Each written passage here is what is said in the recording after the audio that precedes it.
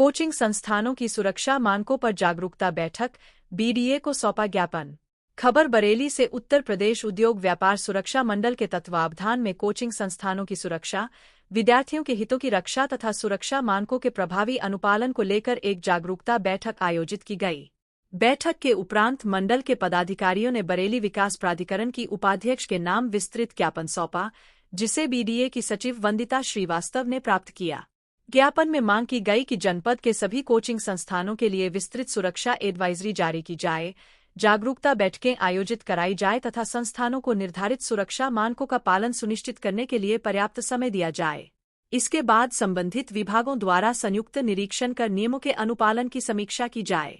ज्ञापन में भवन सुरक्षा, अग्निशमन यंत्र, आपातकालीन निकास, विद्युत सुरक्षा, प्राथमिक उपचार, स्वच्छता, पार्किंग व्यवस्था, फायर ड्रिल, आपदा प्रबंधन प्रशिक्षण सहित अन्य आवश्यक सुरक्षा मानकों के पालन पर विशेष जोर दिया गया। आज उद्योग व्यापार सुरक्षा मंडल मैं गौरव सक्सेना अध्यक्ष एवं मेरे सभी साथी बरेली विकास प्राधिकरण के कार्यालय आए, जिसमें बीसी साहब को हमने एक ज्ञापन सौंपा है। जो अभी लखनऊ में अग्निकांड हुआ कोचिंग में, जो कि एक दुखदाई घटना थी, उसके बाद जिस तरह से बरेली में कोचिंग जो चल रही हैं, वो जो मानक पूरे नहीं कर पा रहे हैं, उन पे बीडीए कार्रवाई कर रहा है, वो भी सही है।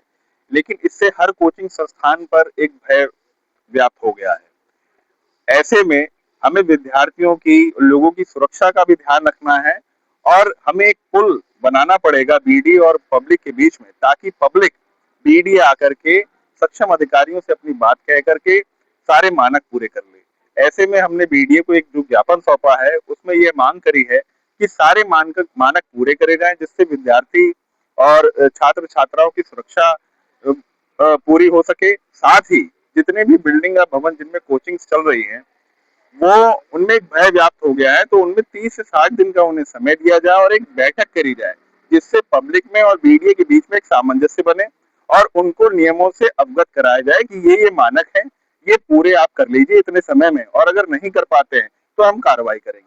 इससे होगा क्या, ज्यादा से ज्यादा पब्लिक अवेयर होगी और बीडीए से उनका एक माध्यम जुड़ेगा, जुड़ाव जुड़ेगा, जिसके माध्यम से वो मानक पूरे करने को अपने आप को संकल्पबद्ध करेंगे और इससे बीडीए की पॉजिटिविटी और पब्लिक के बीच में एक पॉजिटिविटी का जो है माध्यम बन सकेगा। है कहाँ पे उसकी कॉपी वगैरह कुछ है ऑफलाइन? हाँ, ज्ञापन की कॉपी है। जो आपने ज्ञापन यहाँ पर दिया था, तो आपके लिए क्या आश्वासन मिला था? बीडीए की संबंधित अधिकारी सचिव श्रीमती वंदिता श्रीवास्तव जी ने बहुत ही पॉजिटिवली उसको पे रिस्पॉन्स किया है और उसको जो है उन्होंने संज्ञान लेते हुए ज्वाइंट सेक्रेटरी साहब को बुला करके उस पर संज्ञान लेने को कहा है और जल्दी उस पर एक वार्निंग कम एडवाइजरी जारी होगी। और निश्चित तौर पर उनको ये ज्ञापन समझ में भी आया और उन्होंने कहा कि ये जरूरी भी है कि पब्लिक और बीडीए के बीच में एक संवाद बने और लोगों में डर से ज्यादा ये पता चले कि हाँ, बीडीए भी ये चाहता है कि ज्यादा से ज्यादा पब्लिक जो है उनसे जुड़े और मानक पूरे करे। आवाम के लिए क्या मैसेज रहेगा? आवाम के लिए ये मैसेज है कि हमें खुद मानक पूरे करने के लिए आगे आना चाहिए और दूसरा, बिना डरे बीडीए से संपर्क साधना चाहिए, बीडीए के कार्यालय आना चाहिए।